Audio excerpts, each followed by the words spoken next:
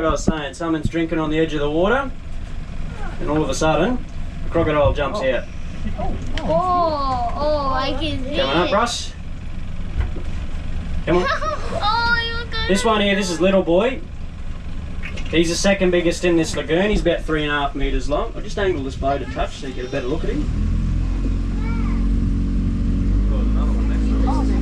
Another one. Two. Oh, two. I just realized there were two. Boy, you're a wreck of a thing, aren't you? Crocodile. Jump. Oh, I can see the other one. It's going away. He gave me a fright when he jumped up like that.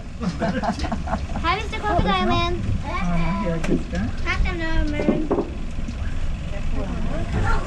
Bring him right out if we can. Come on, up you come.